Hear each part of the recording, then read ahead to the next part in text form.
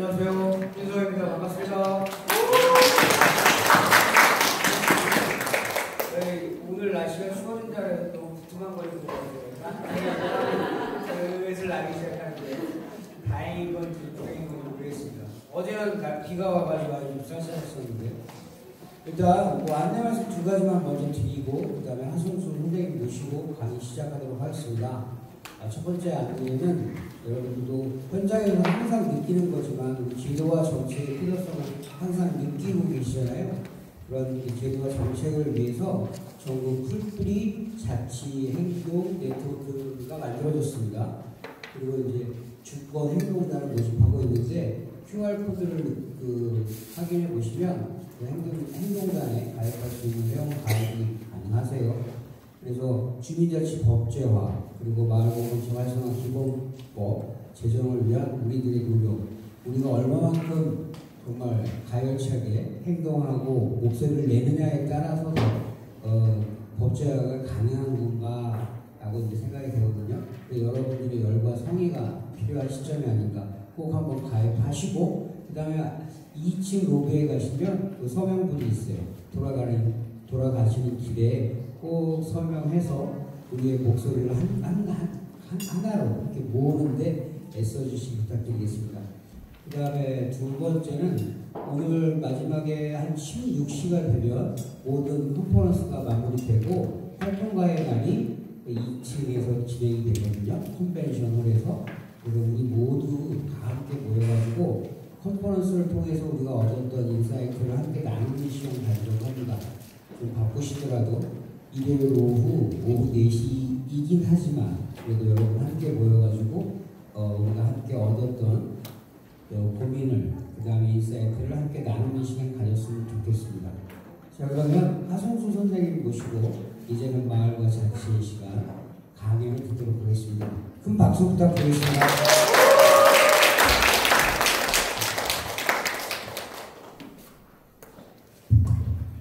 네, 뵙게 돼서 너무 반갑습니다. 이제 제가 이런 주제를 가지고 얘기를 하게 된 배경부터 먼저 좀 설명드리면 좋을 것 같습니다. 제가 이제 오늘 제가 부탁받은 주제가 마을과 자치인데, 제가 사실 오늘 오면서 여기 경기 마을주간 여기 홍보 리플렛 보면서 여기 이제는 마을과 자치의 시간 이렇게 되어 있는 게 아주 가슴에 참 와닿았습니다. 제가 평소 생각하고 있는 얘기라서 너무 잘 표현하신 것 같더라고요. 저는 이제 경기도에서 좀 살다가 이제 그 충남 홍성군 홍동면에 지금 살고 있습니다. 지금 홍동면에 기촌한 지가 한 13년 정도 됐고, 그전에는 이제 경기도 과천에서도 좀 오래 살았고, 용인에서도 좀 살았고, 예전에 저도 경기도민이었는데, 그리고 이제 그 중간에는 제주도에서도 좀 살았습니다. 그리고 이제 제가 지금 하는 일은 공익법률센터 농본이라는 단체 대표로 되어 있는데요. 농본이 하는 일은 뭐냐면은, 제가 이제 13년 정도 전에 귀촌을 했는데, 귀촌하니까 농촌에 너무 문제가 많은 거예요. 저는 이제 농촌은 좀 조용하고 평화로운 곳이라는 기대를 좀 가지고, 물론 안 그런 줄도 알았지만 기대를 가지고 갔는데, 제가 이제 그 서울에서 어쨌든 시민사회 운동을 좀 하다가 내려가놓으니까 도와달라고 찾아오는 주민들이 너무 많습니다. 농촌 주민들이. 주로 어떤 문제냐면은, 도시에서는 잘 못 보는 일들이죠. 뭐 산업 폐기물 시설, 의료 폐기물 시설, 무슨 뭐 이상한 공장, 막 유형 공장, 뭐 이런 것 때문에, 또는 뭐 채석장, 그러니까 석산, 뭐 하여튼 이런 농촌의 낭개발이나 환경오염 문제 때문에 도와달라고 찾아오는 농촌 주민들이 굉장히 많으셔가지고, 제가 이제 2021년에 다른 분들, 뜨는 분들하고 같이 만든 단체가 이제 공익법률센터 농본이라는 단체입니다. 저희는 주로 이제 농촌 주민들의 그런 일종의 마을의 현안 문제, 개인 문제는 아니고 현안 문제들을 좀 도와드리는 일을 하고 있어요. 이 농본 일을 하다 보니까 전국 8도를 지금 다 다니고 있습니다. 경기도도 제가 이제 과천이나 용인에 살 때도 제가 이제 지역 풀뿌리 운동 관련된 일을 했었는데, 그때는 주로 도시의 아파트 지역이나 도시 지역에 사는 분들 전국을 다니면서 많이 만났는데, 농본 활동을 하다 보니까 주로 이제 그동안 안 가봤던 시골 지역만 다니고 있어요. 예를 들면 경기도 화성도 저는 이제 동탄 같은 데는 별로 올 일이 없고 요즘은 화성의 서부 지역이 다 농어촌 지역이잖아요. 화성의 서신면, 우정읍, 장안면 이쪽만 주로 이쪽에 일들 때문에 많이 다니고요. 평택 같은 경우도 평택 시내권에는 별로 올 일이 없고 평택 서부 지역이 보면 청북읍, 고덕면, 그죠? 포승읍 이런 또 농어촌이라고 예전에 지금은 많이 바뀌었지만 예전에 농어촌 지역들 경기도에 제가 또 최근에 다니고 온 데는 이제 연천군에도 산업폐기물 매립장 문제 때문에 계속 이제 지역 현안이 있는데 그래서 이제 그런 식으로 하다 보니까 전국 팔도를 그래도 좀 다 다니고 있습니다. 제가 오늘 이 주제를 가지고 얘기하게 된 배경도 아마 제가 도시 지역에서의 어떤 그런 풀뿌리 활동 경험도 좀 있고 농촌 지역에 또 이런 주민운동이죠. 주민운동을 좀 도와드리는 일을 하고 있고 그리고 제가 이제 이렇게 쭉 저도 이제 활동하면서 느끼는 건 결국에는 해법은 자치에 있지 않는가라는 생각을 많이 하게 됩니다. 이런 여러 가지 도시는 도시대로의 문제가 있고 농촌은 농촌대로의 문제가 있는데 그 문제를 해결하는 일종의 키워드는 결국 자치일 수밖에 없겠다 그런 생각을 해서 제가 좀 오늘 준비한 이야기를 한번 드려보려고 합니다. 먼저 왜 마을인가라는 질문부터 좀 여기 계신 분들이 다 마을과 관련된 일들을 하고 계실 텐데 왜 마을인가라는 질문부터 한번 던져보고 싶습니다. 왜냐하면 제가 이제 많은 사람들 만나다 보면 사실 대화의 주제가 너무 달라요. 요즘에 제가 이제 저는 좀 다양한 사람들을 만나는 편이니까 사람들을 만나다 보면 대화의 주제가 너무나 다양합니다. 다양한데 구글 같은 데 가가지고 제가 이제 구글 트렌드 여기 강의 하고 구글에서는 사람들이 요즘 뭐가 관심 있는지 한번 구글 트렌드 검색어를 한번 넣어봤더니 요즘에 구글에서 인기 있는 검색어는 AI, 부동산, 경제, 주식, 그죠? 코인 이런 거, 암호화폐, 정치 관련된 거, 엔터테인먼트, 이런 주제들이 이제 구글에서는 핫 이슈죠. 사실은 여기 계시는 분들은 마을에 관심이 많은 분들이겠지만 조금 바깥에 나가서 사람들을 만나보면 주된 관심사가 다시 여기 나오는 이런 얘기들이 주된 관심사입니다. 근데 왜 우리는 마을을 이야기하는가라는 질문을 좀 던지는데요.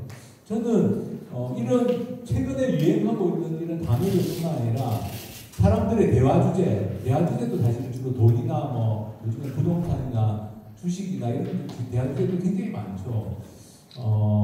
그런 주제들 속에서 마을은 어떤 위치를 차지할 수 있을까?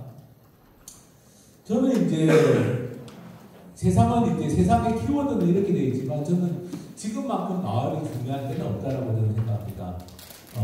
이게 우리나라 국민소득을 보여주는 건데요. 국민소득이 1953년에 대한민국의 1인당 국민소득이 67달러였습니다. 67달러. 지금은 2024년 36,600달러. 계산이 안 되죠. 얼마나 많이 올랐는지요. 사실은 어마어마하게 물질적으로는 어마어마한 성장을 했습니다. 이거는 진짜 전 세계에 예를 찾기 어려울 정도로 어마어마한 성장을 한 거죠. 2014년에 36,600달러. 제가 가끔 중고등학교 가서 강의를 할 일이 있는데, 중고등학교 가서 1인당 우리나라 국민소득이 36,600달러다. 원화로 따지면 밑에 있는 원화인데, 원화로 따지면 1인당 국민소득이 4,996만 원이다. 이렇게 이야기를 하면 학생들 중에 물어보는 분이 있어요. 그 돈 다 어디로 갔냐고. 1인당 국민소득이 4,900만 원이면 4인 가정이면 어마어마한 돈이잖아요. 그 돈 다 어디로 갔냐 이렇게 물어보는 학생들도 있는데 어쨌든 우리나라가 수치상으로 보면 이렇게 많은 경제 성장을 했습니다. 근데 지금 대한민국에 또 다른 현실이 있죠. 이렇게 어마어마한 물질적 성장을 했는데 우리가 흔히 기사로 보는 얘기들입니다. 제가 굳이 하나하나 다 말씀드리지 않아도 많은 기사들을 통해서 우리가 보고 있는 현실이죠. 그러니까 결국에는 물질적으로는 풍요로워졌는데 사람들은 그렇게 행복하지는 않는 것 같다. 그게 대한민국의 지금 현실입니다. 여기서 좀 출산율 이야기는 제가 오늘 말씀을 안 드릴 텐데 어쨌든 이런 여러 가지 지표들이 저는 이 하나하나의 지표들은 해석할 여지들이 많이 있다고 봅니다. 하나하나의 지표들은. 근데 이런 것들을 다 모아보면 결론은 뭐냐 하면은 사람들은 그렇게 행복하지는 못하다. 물질적으로는 풍요로워졌는데 그게 이제 저는 결론이라고 생각하고요.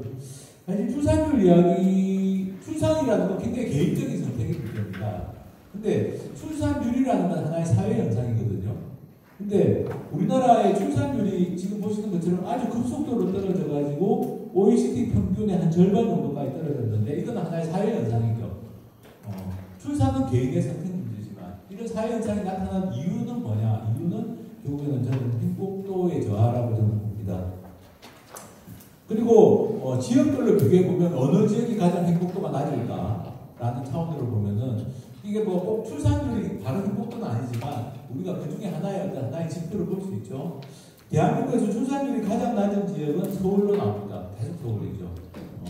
경기도는 서울보다는 좀 나은 걸로 나옵니다만 경기도 좀 낮은 걸로 나와요. 이 출산율이 높은 지역을 보면요. 세종시가 1등입니다.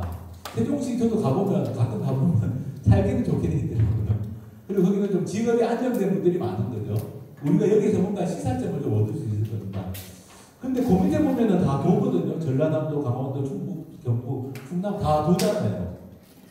그러니까 흔히 말하는 사람들은 전부 서울에 가서 살기를 원하는데 막상 서울에 사는 사람들은 그다지 삶의 여유라든지 행복해 보이진 않는 거고 사람들이 별로 살고 싶지 않다라고 생각하는 비수도권 지역이 오히려 출산율이 높다는 건 물론 출산율만으로 다 이야기할 수는 있는 건 아닙니다. 그렇지만 이게 보여주는 거는 뭔가 좀 시사점이 있는 거죠.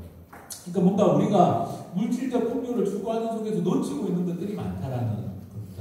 놓치고 있는 것들을 찾는 게 저는 지금 필요한 일이 아닌가 싶습니다. 제가 이제 몇 가지 자료들을 보여드리면 예를 들어 방정환 재단이라는 곳이 있습니다. 한국 방정환 재단이라는 곳이 있고요. 방정환 선생을 따르는 그 방정환 재단에서 매년 이제 국제 비교 연구를 해왔습니다. 어린이 청소년 행복 지수라는 걸 계속 비교 연구를 해왔습니다. 이제 이게 근데 최근에는 좀 중단된 것 같은데 하여튼 2021년에 나온 근데 이게 일관되게 보여주는 지표는 뭐냐면요. 대한민국의 어린이 청소년의 주관적 행복 지수가 조사 대상 비교 가능한 국가 중에 최하위로 나옵니다. 최하위로. 그는 계속 그랬어요. 이게 뭐 1년만 그런 게 아니라 계속 그렇고 그리고 이 주관적 행복 지수입니다. 그러니까 객관적 지표는 우리가 좋아요.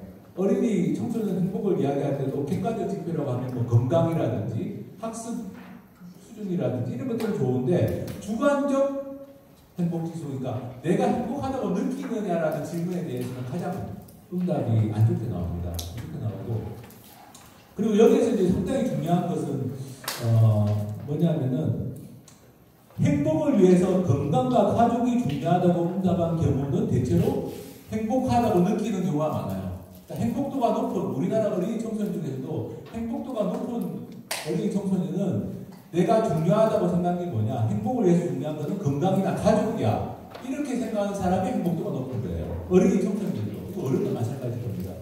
반면에 돈이나 성적이 중요하다고 응답할수록 행복도가 떨어지는 걸로 나와요. 사람의 생각이 중요하다는 거죠. 이 조사가 보여주는 것은 사람들이 어떤 가치관을 가지냐에 따라서 행복도가 달라질 수 있는데 대한민국의 많은 어린이 청소년들은 돈이나 성적이 중요하다고 생각하는 경우가 많은데 그런 경우일수록 오히려 행복도는 떨어진다. 내가 건강이나 가족이 중요하다고 생각하는 어린이 청소년일수록 행복도가 높다는 거예요. 주관적 행복감이.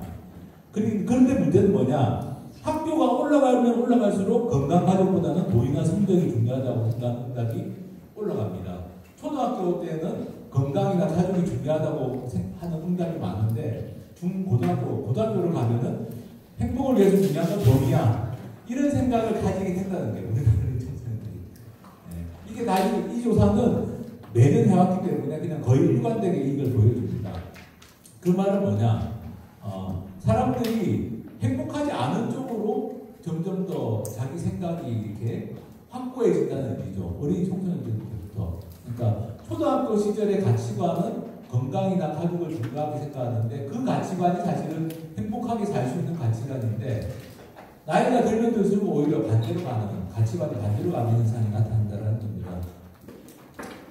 그리고 요즘에 이제 저는 외로움에 대한 얘기들을 좀 많이 찾아보는데요. 한국 리서치라고 우리나라 큰 여론조사 회사에서 재미있는 조사를 하는데 그게 뭐냐, 외로움에 대한 조사예요. 그 외롭냐 이렇게 물어보는 거죠. 외로움을 얼마나 느끼느냐.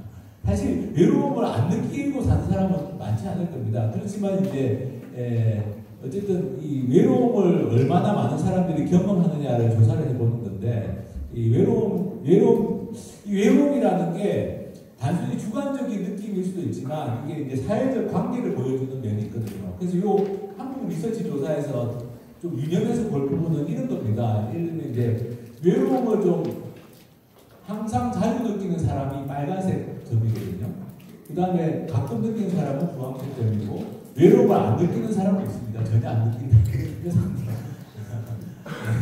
파란색 점입니다. 파란색 점인데, 이 차이가 그냥 단순히 내가 주관적으로 외롭지 안 외롭냐 이 문제가 아니라는 게 이제 여기 나와 있는 것들이에요. 예를 들면 이런 겁니다. 내가 갑자기 연락이 기절됐을 때 나의 안부를 확인해 주시는 사람이 있다 없다? 외로움을 안 느끼는 사람은 있다는 쪽이 많고, 외로움을 많이 느끼는 사람은 없다는 쪽이 많은데, 그러니까 사회적 관계망을 보여주는 겁니다. 이건 이제 우리가 주관적인 느낌을 좀 떠나가지고 객관적으로 이 사람이 사회적 관계 속에서 어떤 상태인지를 보여주는 거죠. 가령 이제 낙심하거나 우울할 때 속마음을 털어놓아주는 사람이 있냐 없냐. 그러면 외로움을 많이 느낀다는 사람은 결국 그런 사람이 없다는 겁니다. 그러니까 우리가 그냥 단순히 외롭다 안 외롭다의 문제가 아니라는 거죠. 내가 뭔가 정보가 필요할 때, 주거 금융 정보가 필요할 때 잘 물어볼 수 있는 사람이 있느냐 없느냐. 그러니까 외롭다는 사람들은 다 이게 없는 사람들이에요. 이런 사회적 관계망에서 단절되어 있는 사람들이고, 외롭지 않다는 사람들은 그런 관계망이 있는 사람들이죠. 그러면 지금 한국에서 필요한 건 뭐냐라는 거죠. 뭐냐. 사람들은 다들 이제 물질을 추구하고 이렇게 살고 있지만, 결국에는 지금 한국 사회에서 가장 부족한 것은 관계망이 아닌가. 그 관계망이 없는 사람들이 외롭다고 느끼는 거고, 그 관계망이 없는 사람들이 행복하지 못한 것이고, 제가 이제 이렇게 말씀드리는 건 다 결국에 이제 마을이 중요하다는 이야기죠. 그죠? 이런 관계망이라는 게 기본은 가족입니다. 가장 기본은 가족이지만, 가족만 가지고 해결이 안 되는 문제들이 많죠. 그죠? 그럼 결국에는 그 가족보다 더 확장된 공동체가 필요한데, 그게 기본적으로는 마을일 수밖에 없는. 그죠? 제가 이제 드라마를 처음부터까지는 볼 시간이 잘 안 나는데, 유튜브에서 요약된 걸 가끔 보는 경우가 있는데, 얼마 전에 재밌는 거 봤어요.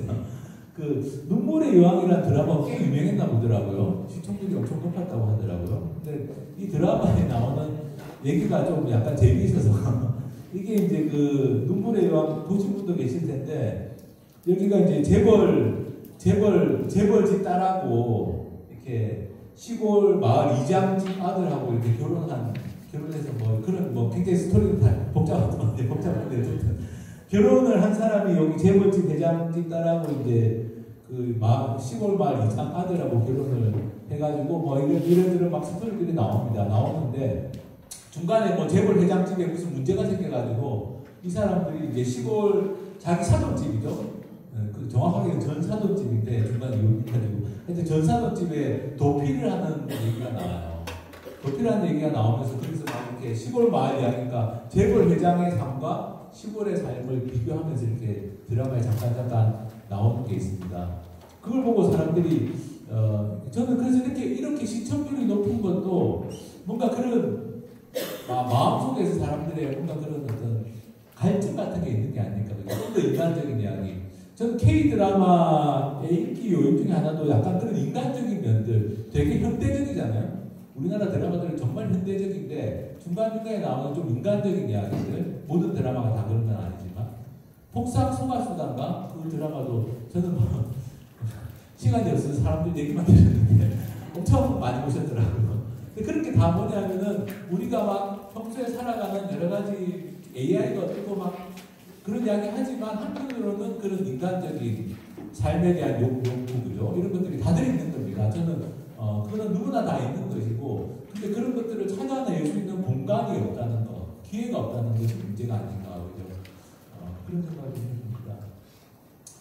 그리고 요즘에 이제 기후위기 관련, 제가 왜 마을인가라고 했을 때, 이제 지금 말씀드린 것처럼 좀, 우리는 결국 사람이란 것은 인간적인 관계를 원하거든요. 인간적인 대화, 인간적인 관계. 그것이 없이 사람이 행복하게 살 수 있는 적은 없다고 생각합니다.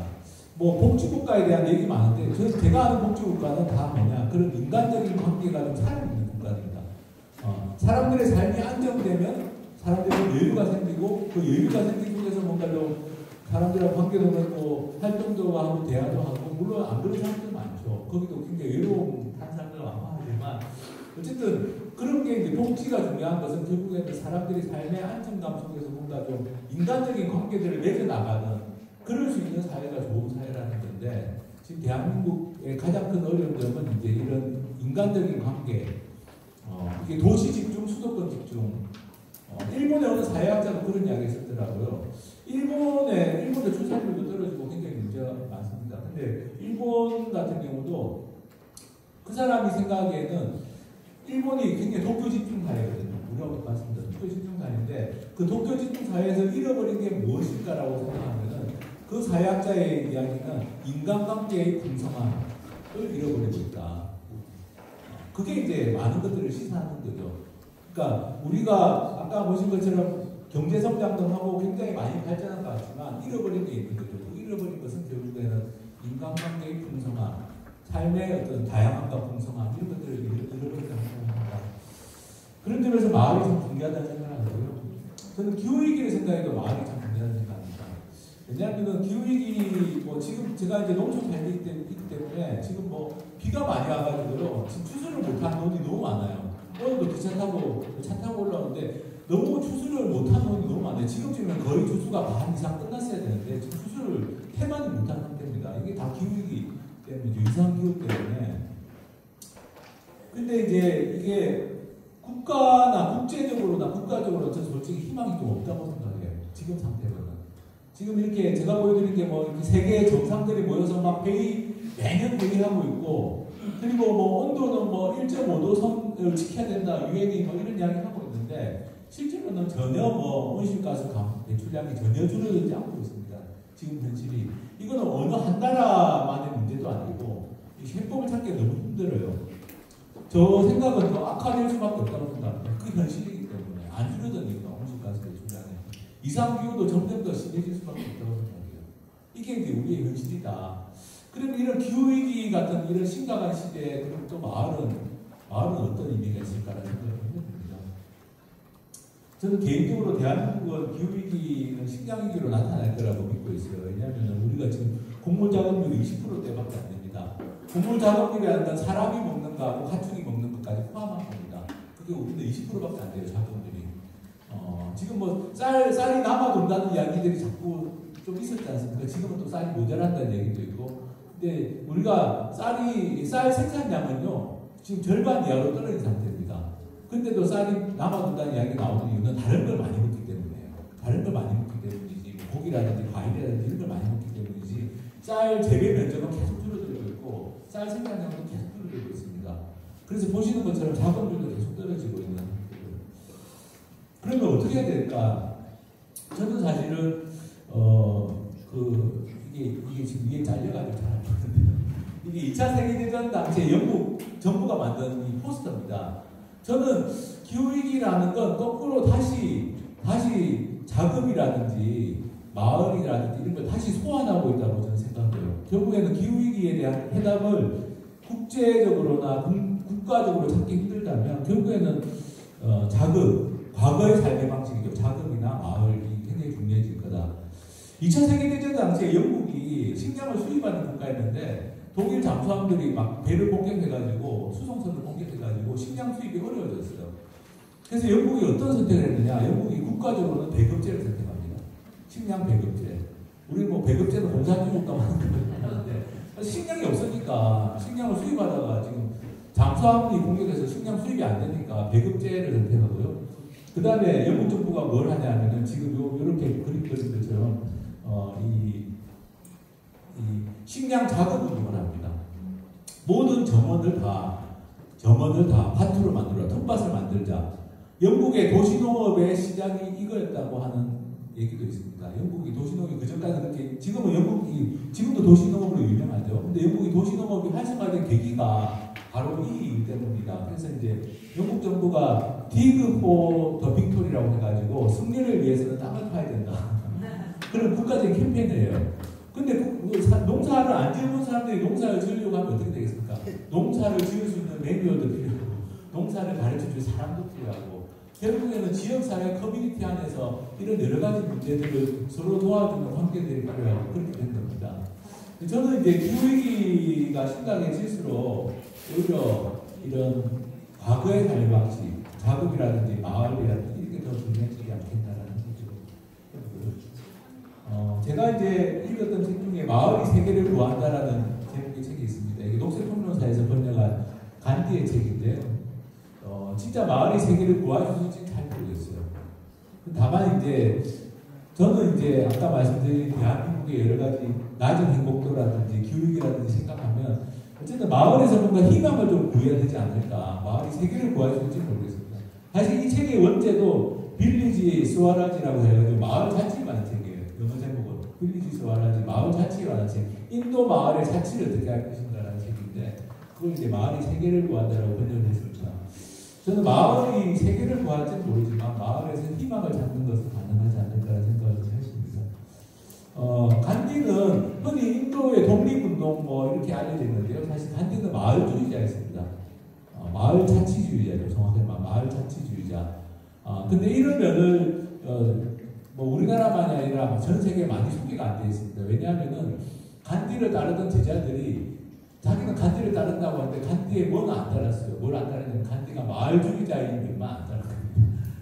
간디의 제자들은 다 인도를 산업화해야 된다고 생각해가지고 간디는 마을을 중요하게 생각했는데 제자들은 다 우리도 근대화해야 된다. 산업화해야 된다. 우리도 영국처럼 돼야 되고 유럽처럼 돼야 된다. 이렇게 생각해가지고 간디가 주장했던 마을에 관련된 내용들은 쏙 빼고 나머지만 따르다고 해서 간디의 제자를 자처했는데 어쨌든 간디는 마을주의자였습니다.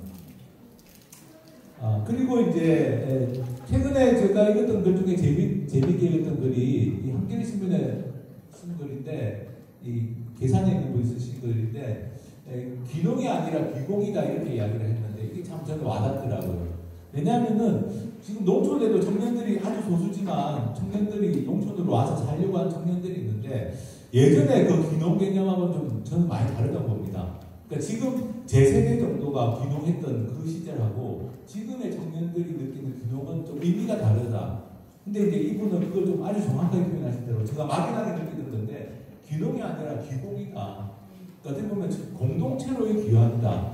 농촌으로의 농사짓는 귀농이 아니라 공동체로의 귀공을 하는 거다. 청년들이 지금 소수지만 농촌에 와가지고 정착하고 살아가는 청년들이 거기서 무엇을 구하고 있을까라고 생각하면 어떻게 보면 공동체를 추구하는 것이고 공동체에서 뭔가 도시에서 살지 못했던 삶을 사는 것이 아닌가 이런 이야기를 하는데 저는 이 이야기가 상당히 설득력이 있습니다. 왜냐하면 저도 농촌에 들어와 있는 청년들 만나면서 이 청년들이 지금 예전처럼 막 농사를 전업적으로 짓지 않는데도 농촌에 살고 있는 청년들이 있거든요. 그 청년들에게 과연 농촌은 무엇을 줄 수 있을까라는 생각을 하는데 이 이야기가 딱 맞는 것 같습니다. 그리고 사실은 이 귀공이라는 건 청년들에게만 필요한 게 아니라 한국 사회 많은 사람들에게 지금 필요한 게 저는 귀공이다. 도시에서도 귀공이 가능한 거죠. 공동체로의 귀환이라는 게 가능한 거죠. 그러니까 공동체로부터 단절되어서 살던 사람들이 공동체 속에서 뭔가를 활동을 하고 뭔가를 같이 느끼고 도모할 수 있고 이런 것들이 저는 귀공이라고 생각하는데 지금 한국 사회에서 필요한 것은 귀공이 아니겠는가라는 생각을 좀 해봅니다. 그래서 저는 마을이 좀 희망이 될 수 있지 않을까라는 생각하는 건 어쨌든 마을 속에서 살면서 좀 인간답게 살 수 있고 아까 보신 것처럼 외롭지 않게 덜 고립되고 고립되지 않게 고립이 참 무서운 거지 않습니까? 그죠? 인간에게 고립이라는 게 그리고 마을 속에서 좀 배우고 성장할 수 있다면 그리고 마을 속에서 좀 민주주의를 체험하고 평화나 생태 이런 가치들도 추상적으로 접근하는 것이 아니라 마을 속에서는 아주 살아있는 느낌으로 평화가 왜 중요한지 마을의 평화와 생태 이런 것들 이게 왜 중요한지 그죠? 마을에 사는 분들 중에 정말 훌륭한 분들이 이렇게 마을에서 농촌도 쓰레기 나오는 거 어떻게 해결할지 막 연구하고 어떤 분들은 막 연극까지 만들어서 저희 연극도 하시는 분도 있어요. 연극으로서 이렇게 왜냐하면 이게 딱딱하게 교육한다고 해서 시골도 지금 쓰레기 태우는 어르신 또 쓰레기 막 방치되어 있는 쓰레기 문제가 있거든요. 생활 쓰레기 같은 것도. 그러면 그런 걸 어떻게 좀 해결할 수 있을까? 그런 것들은 사실 우리가 막 딱딱하게 글이나 이런 걸로 책으로 배우는 게 아니라 사실 삶 속에서 배우는 것들인데 이 이런 것들이 이제 저는 마을은 가능하다라는 거죠. 우리가 지금 이 AI가 유행하는 시대에 AI가 제공해주지 못하는 것들은 저는 이런 것들이라고 생각하고 마을은 이게 가능한 공간이고 그렇다면 마을이 지금 우리가 부딪히고 있는 여러 가지 위기적인 상황들을 좀 해결할 수 있는 희망의 근거가 되지 않을까라는 생각합니다. 그리고 이게 저도 많은 집을 다니다 보면 요즘에 자꾸 부동산 가격이 높은 곳이 좋은 곳이라는 인식들이 있어가지고 근데 저는 제가 사는 마을이 제일 좋다고 생각하거든요. 그러니까 이게 저는 마을이 살아있는 곳이 좋은 곳인데 좋은 동네 우리가 좋은 동네를 마시잖아요. 어디가 좋은 동네냐. 근데 집값 비싼 데가 좋은 동네가 아니라 사실은 마을이 살아있는 곳이 좋은 동네인 거죠. 왜냐하면 거기에서 사는 사람들이 서로 어울려서 살면서 행복하게 살고 서로 이렇게 좋은 느낌을 가지면서 일상을 살아가는 게 사실은 그게 좋은 동네이기 때문에 좀 생각이 좀 바뀌었으면 좋겠다라는 바람도 있습니다. 어떻게 보면 마을에서 마을 활동이라는 게 이 생각을 바꾸는 게 사실 마을 활동일 수도 있겠다. 이런 생각도 좀 해보게 됩니다. 마을에 대해서 조금 더 이제 자세하게 들어가 보면 지금 경기도잖아요. 경기도도 도시도 있고 농촌도 있습니다. 제가 아까 이 리플렛 봐도 농촌의 읍면에서 오시는 마을 공동체 활동하시는 분들도 있고 도시에서 활동하시는 분들도 있는데 동지역에서 활동하시는 분들도 있는데 마을에 관한 얘기 조금만 드리면 저는 개인적으로 마을이 뭐냐라는 걸 물어봤을 때 저는 마을의 핵심은 마을은 공간이 있죠. 공간이 있지만 마을의 핵심은 공간보다는 관계와 유대감이라는 생각을 합니다. 관계와 유대감이 핵심이다.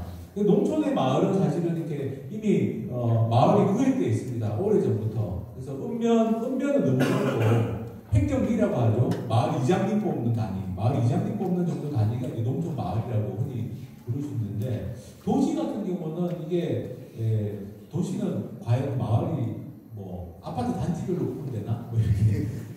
근데 저는 개인적으로는 도시도 약간 친밀감을 느낄 수 있는 정서적 친밀감, 사람들끼리. 근데 제가 보기에는 한 초등학교 학부 정도가 마을로서의 점점 정서적 친밀감 같은 걸 느낄 수 있지 않을까? 다를 수도 있습니다. 어쨌든 근데 마을이라는 건 결국 핵심이 관계와 유대감인데 농촌은 이제 공간이라는 게 딱 정해져 있지만 도시는 그게 정해져 있지 않기 때문에 우리 마을 한다면은 그것은 결국 관계와 유대감이 아니겠는가. 저 같은 경우는 이제 농촌 마을에 살다 보니까 제가 딱 소속되어 있는 마을이 있습니다. 저는 홍동면에 살고 있고 창경마을이라는 마을 총회도 같이 하고 마을 총회도 하고 이장도 먹고 이게 농촌 마을의 모습이죠. 그리고 이제 제가 이제 마을에 살면서 저는 정말 너무 마을 덕분에 살고 있다. 마을에 너무 감사하게 생각하는 건 이 마을이라는 건 오래전부터 사람들이 만들어 온 마을입니다. 저희 지역 같은 경우는 그래도 의료협동조합이 있어가지고 병원을 다닐 수 있어요. 이렇게 면소재지의 병원이 있습니다. 면소재지의 병원이 없는 마을이 많거든요. 농촌이 많거든요. 근데 저희는 면소재지의 협동조합 병원이 있어요. 그래서 제가 그 혈압약을 타러 읍내에 안 나가도 됩니다. 걸어서 저희 면소재지 병원을 갈 수 있고 저희는 술집도 협동조합으로 만든 술집이 있어요. 농촌에 호프집도 문 닫은 데들이 있거든요. 밤에 갈 데가 없어요. 저녁에. 심지어 식당이 없는 농촌에 면에도 식당이 없는 면이 있습니다. 근데 술집이 협동조합 술집이 있어서 너무 감사한 마음으로 마을 덕분에 살고 있는데 어쨌든 농촌은 나름대로 이제 그동안 좀 형성되어 왔던 마을 공동체 또 읍면 단계의 뭔가 활동들이 좀 있는 편인데 그리고 농촌은 이제 마을의 규약 같은 것도 대체로 다 있습니다. 대체로 없는 뭐 문서로 안 정리되어 있는 경우도 있지만 마을에 대체로 규약도 있고 이렇게 뭐 총회도 하고 농촌 같은 경우는 어느 정도 뭐 소송의 당사자도 될 수 있고 법원 판례에 따르면 비법인 사단이라고 해서 일종의 단체로서의 일종의 뭐 권리 능력이라고 합니다. 법적인 능력도 가지고 있고 이게 이제 우리나라 농촌 마을은 이렇게 보고 있어요. 우리나라 법원에서도 농촌 마을은 실체가 있다라고 보고 있죠. 오래전부터 만들어진 실체가 있고 그리고 일제시대 때 이게 언제부터 그러면 우리나라 농촌 마을이 언제부터 이런 실체를 가지고 있었냐 하나의 어떤 비법인 사단 이런 실체를 언제부터 가지고 있었냐 자료를 찾아보면 이게 이제 이 책이 일본 사람이 일제시대 때 일본의 어떤 착한 공무원이 조선반도에 다니면서 조선반도의 농민들의 삶을 다 기록한 거예요. 이게 일본 사람이 일본의 정말 말단 공무원입니다. 높은 사람이 아니라 하위직 공무원, 우리로 지금 농업직 공무원이 조선에 와가지고 조선의 팔도를 돌아다니면서 이거 다 기록을 했어요. 농사는 어떻게 짓고 마을 사람들 어떻게 살고 있고 그래서 그 책이 우연히 그 원고가 나중에 발견이 돼가지고 최근의 책으로 나왔습니다. 조선반도의 농법과 농민이라는. 그래서 제가 이 책을 한번 쭉 훑어보면서 일제시대 때 우리나라 사람들이 마을이 어땠나, 농촌의 마을이 어땠는지 한번 찾아봤는데 이런 내용들이 나옵니다. 함경도 1940년에 이 사람이 함경도를 갔는데 함경도에 가보니까 마을 불합리 정부가 가입해가지고 이런 여러 가지 활동들을 그때 다 하고 있었던 거예요. 그러니까 마을이라는 게 실체가 그때도 당연히 있었던 거죠. 이렇게 다 실체가 있고 재미있는 내용은 나쁜 짓을 하면 쫓아내는 것도 마을이 상당히 빡센 마을이었어요. 네. 그리고 제병이 되면 무슨 분위기느냐? 뭐 안 도와주는 거예요. 안 도와주는 게 분위기예요.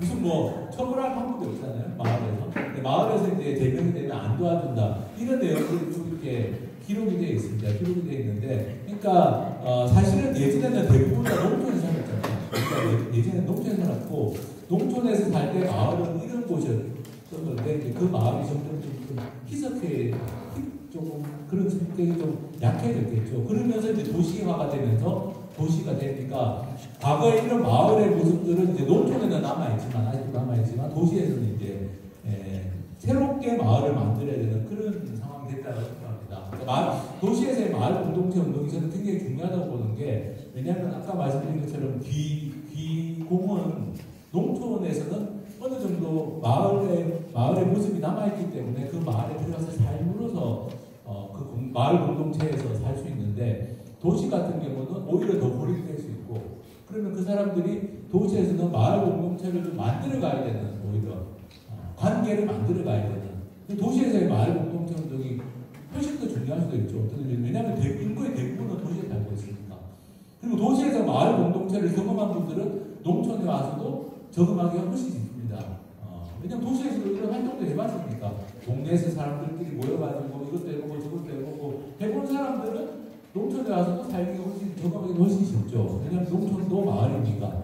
그러니까 결국에는 지금 현재 필요한 것은 이런 좀 마을에서 마을 공동체를 만들어가는 게 참 필요하다. 그래서 저는 마을 공동체 기본법 아까 처음에도 말씀하셨지만 필요하다고 생각해요. 왜냐하면은 도시에 지금 이런 행정구역만 가지고는 마을 공동체라는 건 그렇게 행정구역에 따라서 이루어질 수 있는 게 아닙니다. 이건 결국 관계가 핵심이기 때문에 그러면 다양한 마을 공동체들이 만들어지고 활성화될 수 있도록 지원하는 게 필요하죠.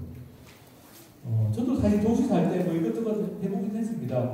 실패한 것도 많은데 어쨌든 이런 여러 가지 활동들 저도 도시에 살 때 해봤는데 제일 어려웠던 게 마을 시군 만드는 게 제일 어렵더라고요. 시군 만드는 게 보통 게 제가 한번 해봤던 거는 저희 지역분들하고 해봤던 거는 2달에 한 번씩 만들자. 근데 마을 소식을 전하는 시군 만드는데 자주 만들면은 못 만드니까 2달에 한 번씩 만들자고 해서 2달에 한 번씩 만들어가지고 아파트 돌아다니면서 다 일일이 꽂아주고 이렇게 했었거든요. 근데 좀 매년 하다 보면 너무 힘들어요.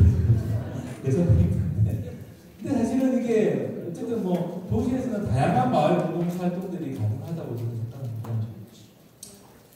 이런 마을 공동체 활동을 할 때 좀 이걸 좀 도와줬으면 좋겠어요. 도와줬으면 좋겠고, 근데 지금은 이제 우리나라가 도와준다는 게 뭐냐? 마을에서 뭔가를 스스로 결정해서 하는 것들을 지원해 주는 거죠. 사실 행정이나 지방행정한테는 그걸 지원해 주는 역할을 해야 되는데, 그리고 이제 그런 걸 잘하는 게 사실 자치가 잘 되는 거죠. 사람들이 뭔가 스스로의 문제는 스스로 결정하는 게 자치입니다.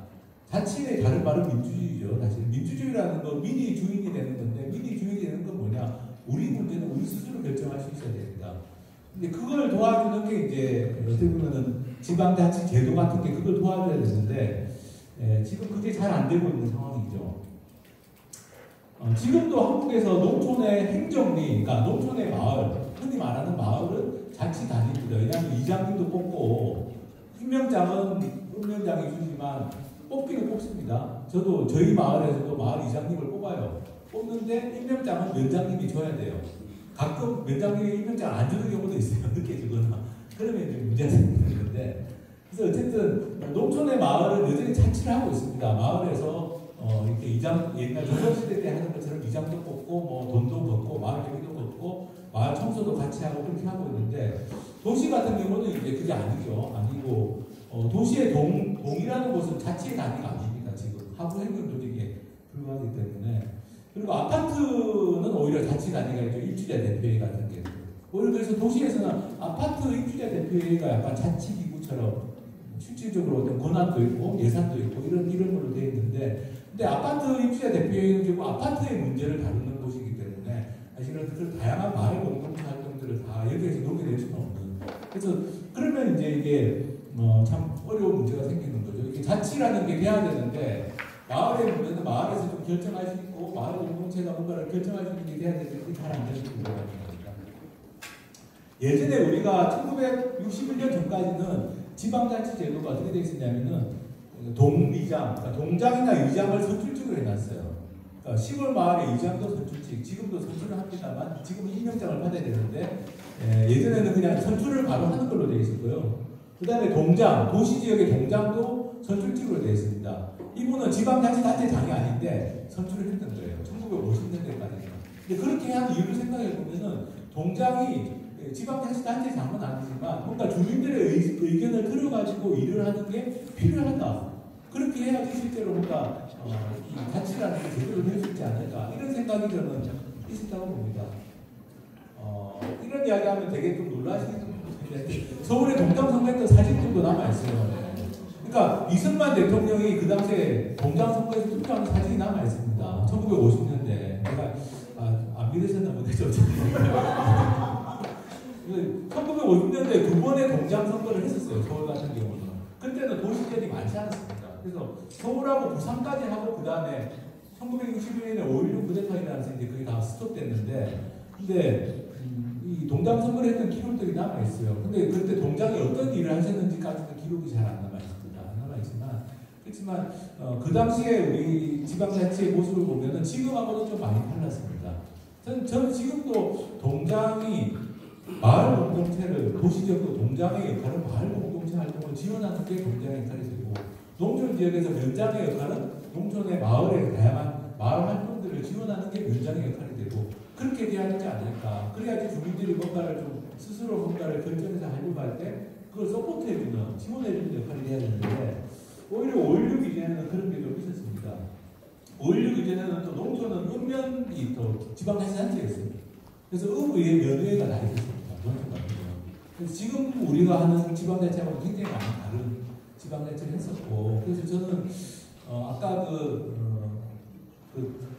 그 주민자치회 법제화도 지금 이야기하고 있는데, 저는 주민자치회 법제화가 약간 그런 의미, 예전에 이제 하다가 중단된 이런 동장 직선제, 읍면의 지방자치 이런 것들을 좀 약간은 복원해 나가는 하나의 그 단계로서 주민자치회 법제화도 한번 우리가 생각해 볼 수 있지 않을까라는 생각합니다. 그리고 실제로 이제 제가 농촌에 살아보면 마을이라는 것이 이상적인 공간은 아닙니다. 굉장히 문제도 많고요, 갈등도 많고 뭐 그렇습니다. 그러니까 인간 세상의 모든 면이 다 마을에 다 있는 것 같아요, 제 생각은. 근데 이제 마을이 그래도 저는 장점이 있다고 생각하는 건 뭐냐? 그러니까 우리가 대통령이나 도지사 이런 분들은 너무 높은 분이잖아요. 뭐 어떻게 할 수가 없어요. 대화도 잘 안 되고, 그리고 뭐 잘못한다고 쫓아내는 것도 너무 힘들고 그죠. 근데 마을의 이장 같이, 그러니까 우리하고 가까운 사람은 우리가 대화도 할 수 있고 얘기도 할 수 있고, 정한 되면은 소환도 하고 이런 것들이 지금도 이루어지고 있습니다. 제주도에 그 서늘이라고 제주도에 그 금산간 마을이 있는데, 거기서 어떤 일이 있었냐면 이장 한 분이 마을 주민들이 반대하는 막 개발 사업을 유치해 한 거예요. 그래서 그거를 이제 그 마을 이장을 소환을 했습니다. 우리나라가 마을 이장 소환 제도가 있는 곳들이 많아요. 지방자치단체마다 좀 다르지만 농촌 마을 같은 경우는. 그래서 이장을 소환하고 기촌한분이 이제 새로 이장이 돼가지고 인터뷰하는 그런 내용들이 있는데, 어쨌든 자치라는 것, 마을은 결국 자치가 중요한데, 마을에서 자치라는 건 농촌 마을, 도시 마을 좀 다르겠죠. 다를 텐데, 도시는 어쨌든 마을 공동체 활동을 지원해주는 지방자치가 되는 게 저는 좀 필요하다라는 생각합니다.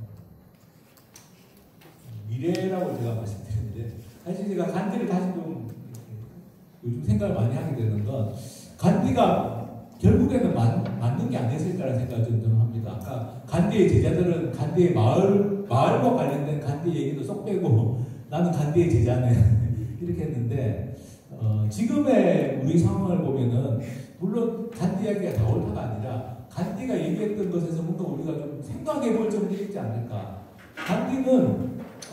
간디는 인도가 산업화 근대화되는 것에 대해서 다른 생각을 가지고 있었던 사람입니다. 그러면서 이 간디의 생각은 뭐냐? 인도는 70만 개의 마을 공화국으로 구성되는 인도가 돼야 된다. 이렇게 생각한 거예요. 너무 이상적인 이야기로 들릴 수밖에 없죠. 사실 저도 만약에 1945년에 인도 사람이었다면 간디 이야기가 너무 이상적이다. 그때 먹고 살기 힘든데 그렇게 생각했을 것 같아요. 근데 이제 지금 제가 이야기를 드리는 이유는 뭐냐? 지금 우리가 2025년에 쭉 살아와서 생각해보니 간디의 이야기에서 우리가 좀 다시 생각해볼 점들이 있지 않을까라는 생각입니다. 간디는 굉장한 그 마을주의자라 가지고 마을이 권한을 갖는 공화국이 돼야만 인도는 진정하게 인도의 독립은 진정한 독립은 마을의 독립이다 이렇게 생각하고 자급자족이나 자치를 해야 된다라는 걸 굉장히 구체적으로 지금 보시는 것처럼 굉장히 구체적으로 내용이 너무 구체적이에요. 청소는 어떻게 해야 되고 위생관리는 어떻게 해야 되고 농사는 어떻게 해야 되고 의복은 어떻게 해야 되고 이런까지 다 적었습니다. 마을에서 자치적으로 할 수 있는. 근데 이렇게는 할 수는 없죠. 이렇게는 할 수는 없지만 다만 간디의 이야기의 핵심은 어떻게 보면 마을이라는 게 결국에는 인도의 기본이 돼야 된다는 것은 우리에게도 똑같은 이야기가 아닐까 그런 생각도 좀 해보게 됩니다. 그리고 요즘 우리나라가 에너지 전환이나 재생에너지에 대한 관심도 많은데요. 사실은 그것도 저는 너무 국가나 경기도 이런 큰 단위에서 그런 걸 추진하는 게 저는 좀 맞지 않다는 생각을 합니다. 왜냐하면은 독일 같은 나라는 독일에 지금 쇠나우라고 하는 것이 유명한 에너지 전환 유명한 모델입니다. 독일에서 에너지 전환하면 쇠나우를 빼놓고 이야기할 수 없는데 근데 그 쇠나우는 인구 4,000명밖에 안 되는 곳이에요. 우리는 지금 농촌의 면 단위입니다. 면 지역에서 에너지 전환을 먼저 한 거예요. 1980년대부터 먼저 해가지고 이게 유명해지면서 유럽 전역의 모범 사례로 알려지고 이게 사실은 독일 에너지 전환의 기본이 된 사례입니다.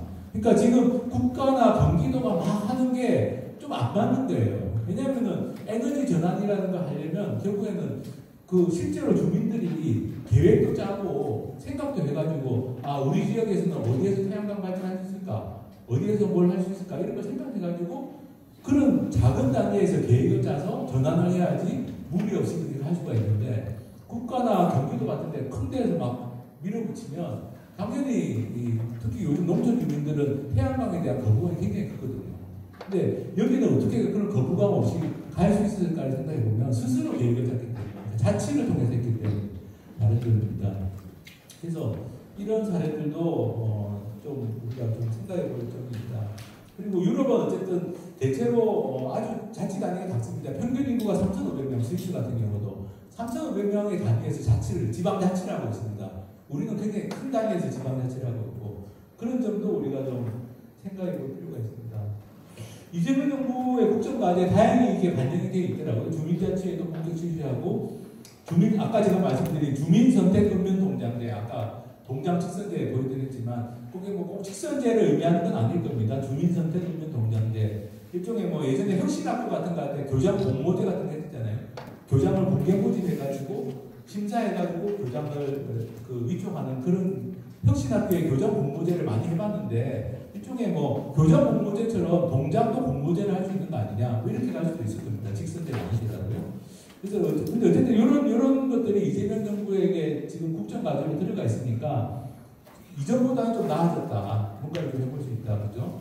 마을 공동체 기본법이나 주민자치 같은 게 조금 더 법적인 좀 기반을 가지고 근거를 가지고 좀 해볼 수 있는 여전히 생겼다는 생각합니다. 다만 이제 우리나라에서 여전히 이제 문제가 되는 게 아까 제가 부동산 값으로 좋은 동네를 구분하는 거 말씀드렸지만 또 의사결정과 관련해서도 여러 문제를 생각하는 게 우리는 굉장히 획일적인 게 너무 익숙한 면이 있어요. 획일적이고 그 다음에 엘리트가 결정하는 것이 올바른 결정일 것이다. 이런 생각들이 여전히 좀 퍼져 있습니다. 그러니까 마을에서 뭔가를 하실 때도 아마 제일 어려운 점이 그런 생각들 그냥 행정에서 결정하면 되지 왜 우리가 주민들이 이런 것까지 생각하고 해야 돼 라는 생각들 근데 이제 사실은 거기에서 좀 벗어나는 게 필요하죠. 같은 화성이라도 화성의 동지역 다르고 면지역 다르고 업지역 다 다릅니다. 그러면 그런 특성들을 이해하고 뭔가 우리가 뭔가를 결정하려면 이거는 더 아래로 가고 더 자치로 가고 그렇게 할 수밖에 없는 거죠. 그래서 이제 이런 것들이 이제 지금 이재명 정부에서도 저는 여전히 좀 문제가 될 거다. 그리고 많은 분들이 어쨌든 내년에 지방선거도 있지만 사실 우리가 선거로 누구를 뽑아가지고 뭔가를 정하게 위임하는 거, 선거로 뽑힌 사람한테 위임하는 게 되게 익숙합니다. 그러니까 주민들도 뭐 그냥 군수님이나 군의원들이 알아서 해주면 좋지, 뭐 시의원, 시장님이 알아서 하면 좋지 이런 생각들이 있는데, 근데 저는 이제 마을이라는 것은 기본적으로 대의민주주의가 아니라 사실은 일종의 총회 방식, 그죠? 모여서 의논하는 게 기본인 것이 마을인데, 그리고 마을 공동체 활동도 그런 게 될 수밖에 없고, 누군가를 뽑아가지고 위임하는 그런 대의제 방식은 사실 마을하고는 잘 어울리지 않는데, 이게 가지고 있는 약간 비효율성 같은 게 있죠, 사람들이. 또는 그 얘기하는 과정 속에서 갈등도 생길 수 있고, 이런 것들을 이제 좀 어떻게 극복할 거냐라는 문제가 있습니다. 그리고 마을에서나 이렇게 지역에서 회의하다 보면 말씀 많이 하시는 분이 계속 말씀 많이 하시는 게 제일 큰 어려운 점이시잖아요. 실제 활동가의 분들 아마, 그죠? 이런 게 좀 지켜져야 되는데 잘 안 되지 않습니까? 잘 안 되는 거 이런 것들. 그러니까 실제로 보면은 뭐 만약에 주민자치회가 복제화되고 마을 공동체 기본법도 만들어지고 다 이렇게 된다고 했을 때도 이런 장벽들이 제가 지금 잠깐 보여드린 이런 장벽들이 사실 우리 안에 있는 장벽일 수 있죠. 사람들이 모여서 의논해서 뭔가를 결정하는 것이 낯설고 익숙하지 않고, 그리고 회의를 하다 보면 자꾸 이제 이렇게 이런 게 잘 안 되고 그죠. 잘 안 되고. 제일 참 머리 아픈 게 그런 겁니다. 머리 아픈 거.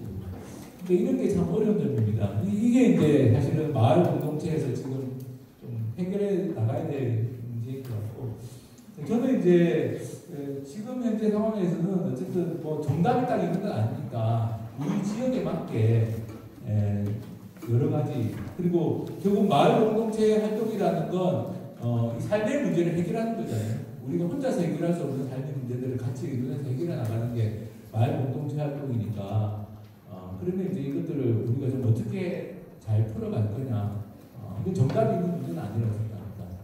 저는 이제 법적으로, 제도적으로는 기반이 마련되어야 되지만 법과 제도로 해결되지 않는 문제들이 많기 때문에, 그렇다면 이제 이런 문제들을 좀 잘 풀어가야 되겠다는 생각을. 제가 이제 얼마 전에 그 권정석 선생님이 쓰신 우리들의 하느님이라는 이 책을 요거 마무리로 제가 말씀을 드리고 싶은데, 이 책을 읽어보면서 아주 재미있는 대목을 발견했어요. 저도 예전에 읽었을 때는 잘 몰랐는데 이번에 읽어보니까 좀 재미있는 대목이 하나 있어가지고 말씀을 드리면, 권정석 선생님이 한살림이라는 게 생겼을 때, 한살림이 처음 생겼을 때 이야기인데, 한살림이 생겨가지고 아는 분들이 한살림을 하시는 거예요. 그래서 이제 한살림에 가서 제가 이 조합원 가입도 하고 물건도 사고 왔는데, 그날 저녁에 너무 마음이 막 복잡하더라는 거예요. 왜냐하면 친환경이라고 해서 자기는 한살림 가입도 하고 물건도 사왔는데, 자기 동네 구멍가게 쌀장사 아주머니, 국수가게 아주머니 생각 때문에 너무 마음이 괴롭더라. 내가 이 사람들 하나라도 더 팔아줘야 되는 거 아닐까. 세상에 무해한 게 없을 텐데, 그런데 내가 뭐 좋은 거, 친환경 먹는 것보다 가까운 장터에 가서 쌀도 사고 밀가루 사고 이런 게 더 옳지 않을까, 이런 생각 때문에 밤에 잠을 못 잤다라는 게 이제 글이 나와 있습니다. 저는 이걸 읽어보면서 참 한 사람의 마음 속에도 다 중요한 가치잖아요. 친환경도 중요한 가치고, 그리고 마을의 사람들, 마을 주민들의 뭔가 조금이라도 보탬이 되겠다는 생각도 참 중요한 가치고, 다 중요한 가치죠. 근데 그런 중요한 가치들이 한 사람의 마음 속에서도 부딪힐 때가 있는데, 우리가 마을에서 활동하고 지역에서 활동하면 그죠? 아까 말씀드린 여러 가지 갈등들, 이런 것들이 부딪힐 수밖에 없다고 생각합니다.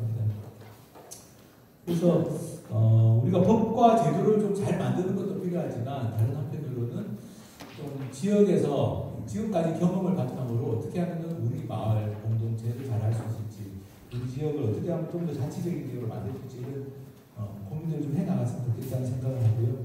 마지막으로 이제 제가 되게 좋아하는 말이, 제가 이렇게 막 하다 보면 그냥 한국 사회에서 이렇게 소위 말하는, 저도 이렇게 앞에서 들고 있지만 전문가, 지식인 이런 분들보다는 현장에서 뭔가 하나의 사례를 만들어 온 분들이 훨씬 더 큰 기여를 하고 있다는 생각을 저는 많이 하거든요. 많이 하는 편이라서. 근데 마침 이 슈마어라는 작은 것이 아름답다라는 책으로 유명한 슈마어라는 분이 이런 말씀을 하셨더라고요. 저는 이 말씀이 딱 맞다. 특히 한국 사회는 특히나 맞다. 어떤 한 톤의 이론도 물론 가치가 있지만 사실은 지역에서 만들어진 하나하나의 사례나 실천들이야말로 저는 한국 사회에서 희망의 근거가 될 수 있지 않을까라는 생각을 해봅니다. 그래서 여기 오늘 계신 이 자리에 계신 분들이 다 마을 공동체와 관련된 활동을 하시는 분들인데 희망의 근거를 만들고 있다는 자부심을 가지고 계속 좀 꾸준히 활동을 잘 하셨으면 좋겠습니다. 감사합니다. 제가 11시까지 딱 시간을 바랬는데 딱 시간이 11시가 됐고요. 질문 받고 이러기는 쉽지 않은 것 같아서 그냥 혹시나 저한테 나중에 뭐 얘기하고 싶은 게 있으시면 듣고 싶은 게 있으시면 피체체 통해가지고도 질문이나 의견 주시면 감사하겠습니다. 네, 제 이야기 마치겠습니다. 감사합니다.